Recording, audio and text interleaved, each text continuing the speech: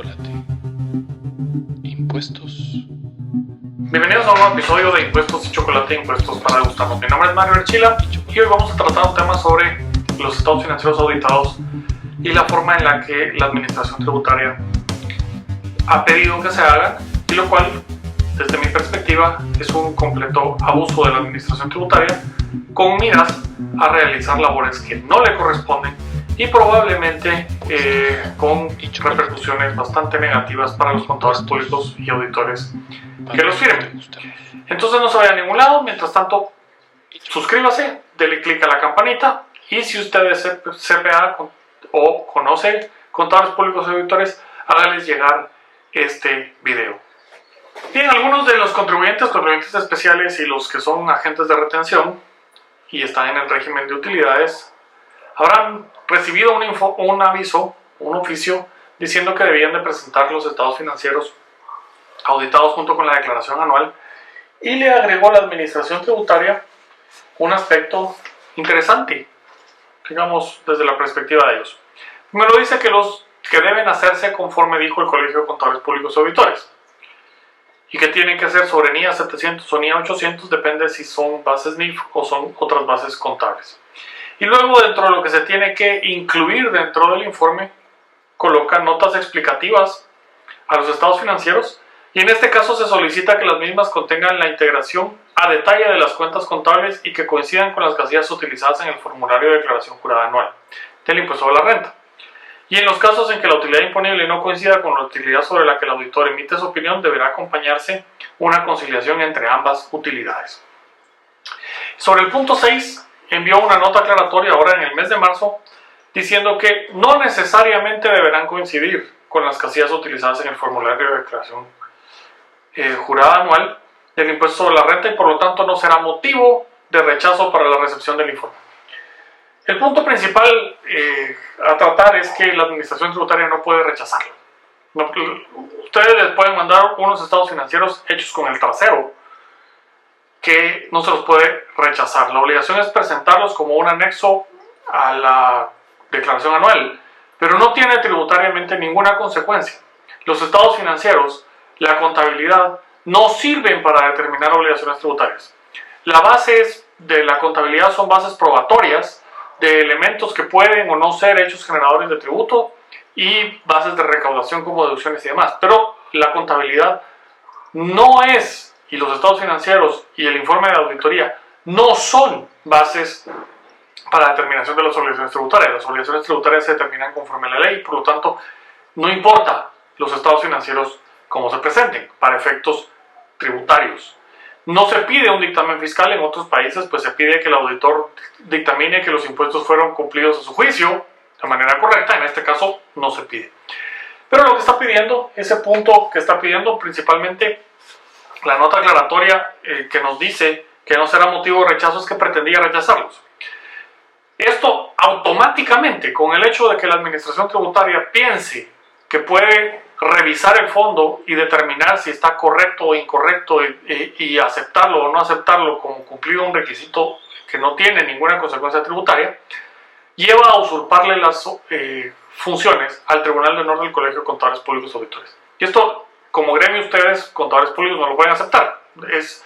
Es una intromisión en el ejercicio de la profesión. Es que un funcionario o un burócrata les diga si están haciendo bien o no están haciendo bien su trabajo. Y esto, al final de cuentas, es inaceptable. Entonces, deben de pelar este punto. Si la administración tributaria considera que, como dice la ley de colegiación profesional obligatoria, que los estados financieros están hechos con ineficiencia, incompetencia, negligencia, impericia, mala práctica o conducta moralmente incorrecta, le corresponde esa función por ley al Tribunal de Honor del Colegio de Contadores Públicos y Auditores, y es ahí donde se tiene que dilucidar si ese contador público y auditor incumplió con estos deberes profesionales. Preocupa en el punto 7 de lo que está pidiendo en estos oficios la administración tributaria, preocupa de sobremanera que pretenda que se le presente una conciliación entre la utilidad financiera y la utilidad fiscal y que pretenda que eso esté auditado también. Espero que sea simplemente una mala redacción y que no pretendan que el auditor haga esas conciliaciones y diga que la declaración del impuesto de la renta se concilia de esa manera y que eso lo SAT pretenda como que es una opinión del contador público diciendo que es correcta la declaración. Porque ¿qué sucede? El delito, y aquí es donde las malas intenciones pudieran venir, y no digo en esta administración, pero una vez que se genera la práctica, esto degrada en el momento en el que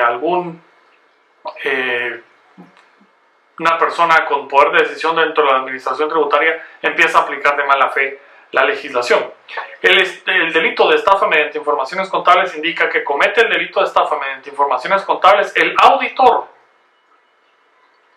de entidades mercantiles, bancarias, sociedades o cooperativas que en sus dictámenes o comunicaciones al público firmen o certifiquen informes, memorias o proposiciones, inventarios, integraciones, estados contables o financieros y consignen datos contrarios a la verdad o a la realidad o fueren simulados con el ánimo de defraudar al público o al Estado.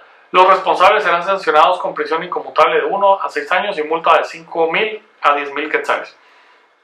Y vemos entonces que si se pretende defraudar al público o al Estado, y entonces esas conciliaciones y esos dictámenes no están acorde a lo que la administración cree que es la correcta determinación de la obligación tributaria, tiene elementos para ir a plantear denuncias penales.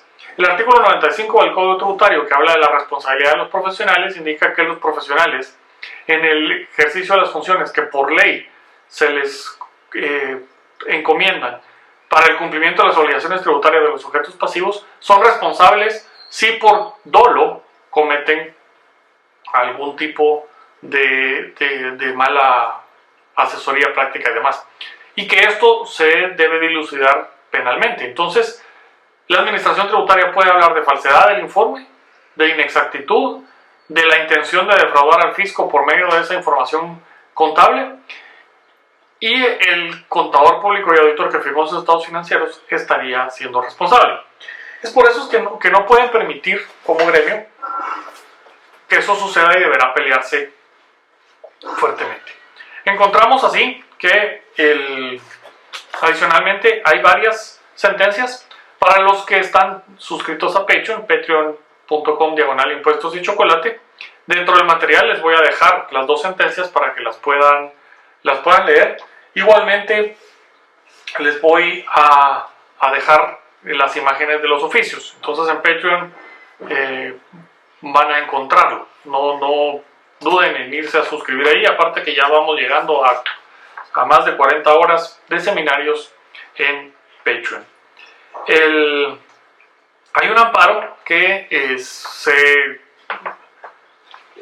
intentó contra una casación por una sentencia del Tribunal de los Contenciosos Administrativos a la cuarta, que fue confirmada en casación, contraria a los intereses del contribuyente, y básicamente se indica que la Sala Cuarta comete un error, una deficiencia al no tomar en consideración el principio de legalidad, porque según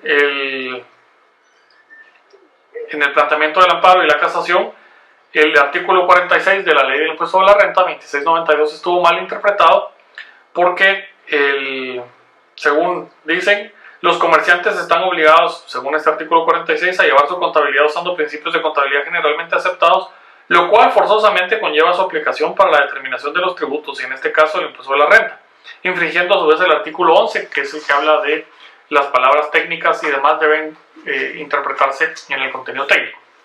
El tribunal, tanto de casación como de amparo, lo que termina diciendo es que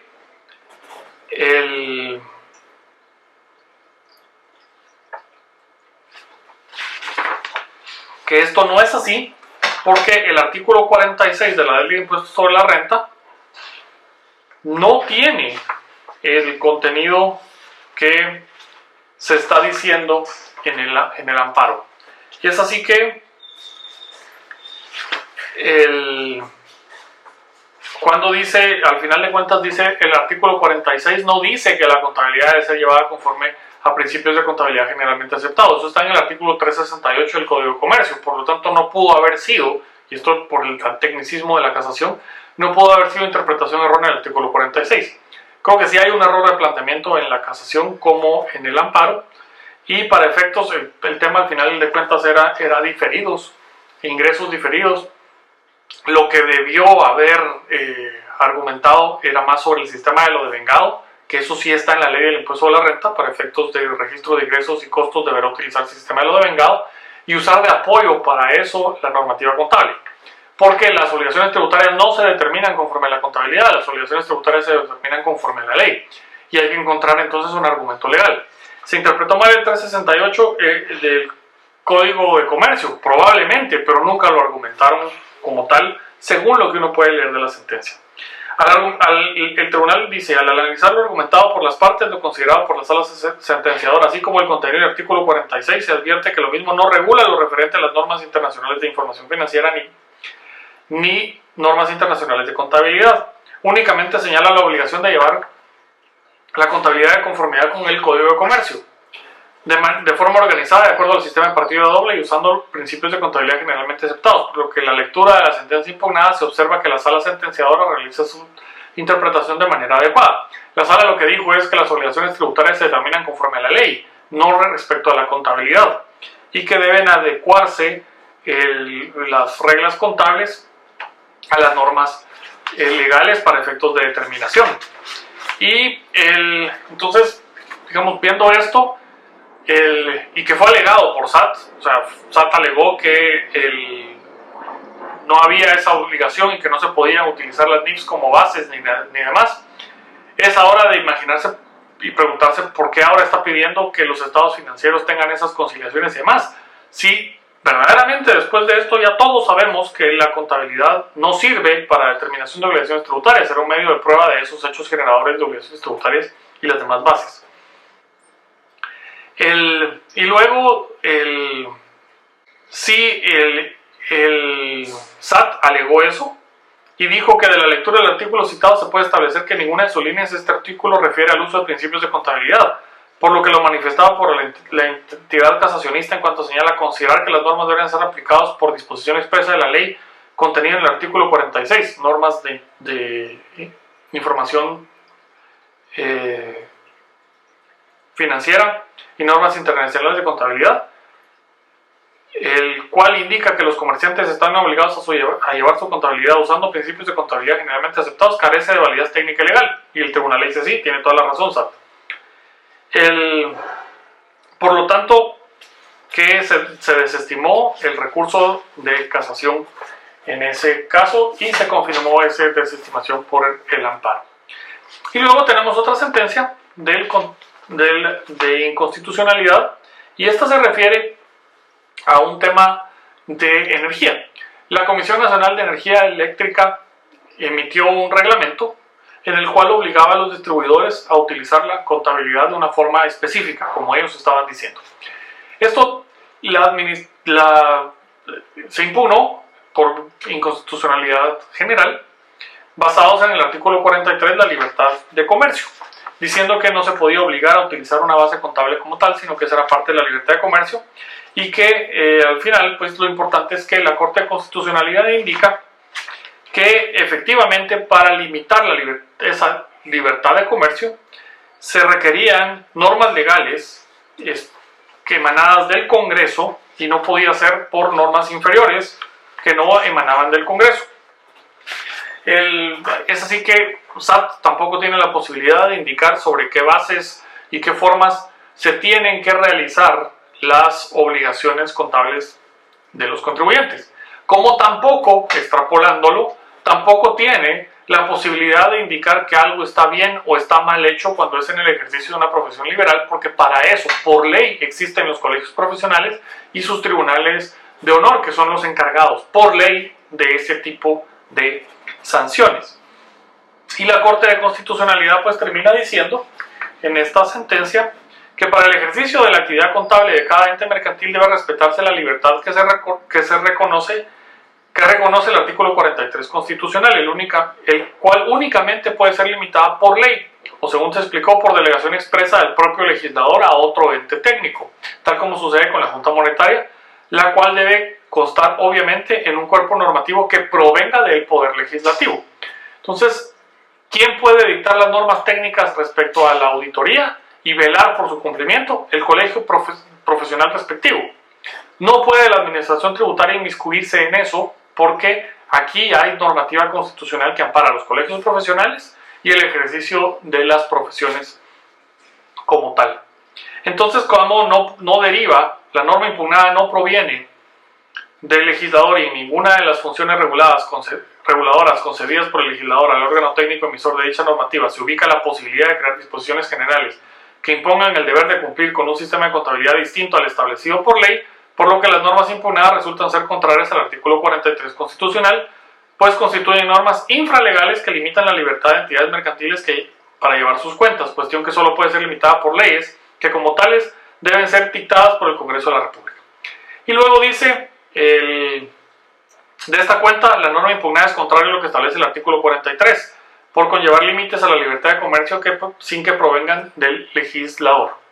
Y luego indica que esto no implica que los profesionales de la contaduría que trabajen para las empresas de distribución final de la energía eléctrica de Guatemala no estén obligados a observar el marco conceptual para la preparación y presentación de estados financieros y las normas internacionales de información financiera, pues aunque el Código de Comercio señala que deben usarse los principios de contabilidad generalmente aceptados, el Instituto Guatemalteco de Contadores Públicos, en el artículo 1 de su resolución del 22 de enero del 2008, publicada en el Diario Oficial el 5 de febrero del mismo año, estableció adoptar como los principios de contabilidad generalmente aceptados a que se refiere el Código de Comercio el marco conceptual para la preparación y presentación de estados financieros y las normas internacionales de información financiera, la cual constituye una norma profesional para los contadores públicos y auditores. Entonces, como es norma profesional, está en el ámbito del cumplimiento del ejercicio de la profesión. Distinto es a las obligaciones tributarias del contribuyente, y la administración tributaria no puede tener facultades para fiscalizar esto. Ya me imagino realmente con esto los estados financieros pedidos así y todo el mundo cumpliendo con eso y pensando, como me han dicho algunos, es que si uno trabaja bien entonces no tiene por qué preocuparse. Es cuando más preocupación tiene que tener, porque está sujeto a que un burócrata venga y califique su trabajo y diga que lo hizo conforme a lo que se debía de hacer o no, y presente una denuncia en su contra, tanto en el Tribunal de Honor como una denuncia penal por defraudación mediante estados financieros, en las dos vertientes, delito de estafa mediante información financiera y defraudación tributaria porque no le coincidieron los números. Entonces hay que tener mucho cuidado y hay que ver cuáles son los alcances que puede tener esto cuando se aplican las normas de mala fe. Imagínese que tiene usted un enemigo dentro de SAT, contador público y auditor, y llega un informe allá adentro y tiene un enemigo o alguien le tiene envidia porque usted está trabajando en una firma muy respetada y entonces hay algún compañero envidioso y dice esto no corresponde porque yo soy mejor auditor que este y esto está mal hecho, y como está mal hecho vamos al Tribunal de Honor y vamos a denunciar porque no coincide con los ajustes que yo creo que corresponden y por lo tanto la información que me está presentando es falsa. Y con eso usted tiene un problema, aunque tenga toda la razón y lo vaya a ganar en tribunales y lo vaya a ganar en el Tribunal de Honor, tiene un problema encima que no debió haberse conseguido nunca, simplemente porque su colegio profesional no atacó de entrada y con el peso y la contundencia respectiva una normativa que se le ocurre a algún burócrata dentro de la administración tributaria. Pues, sin más, espero que el video sea de utilidad, les haya gustado, pásaselo a todos los contadores públicos o auditores que conozcan en Guatemala. Mi nombre es Mario Archila, lo invito a que me siga en Twitter, Mario Eagle, a que me siga en Instagram, Mario Eagle, a que se suscriba al blog impuestosychocolate.com. Ya mencioné a Patreon, patreon.com/impuestos y chocolate, y también estamos en Facebook, en las páginas de Facebook como Impuestos y Chocolate. Sin más, nos vemos la próxima semana, hasta la próxima.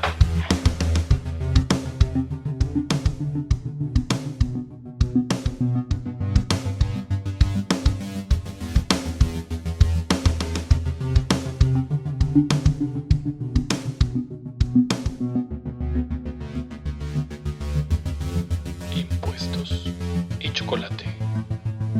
Impuestos para que nos degustemos impuestos.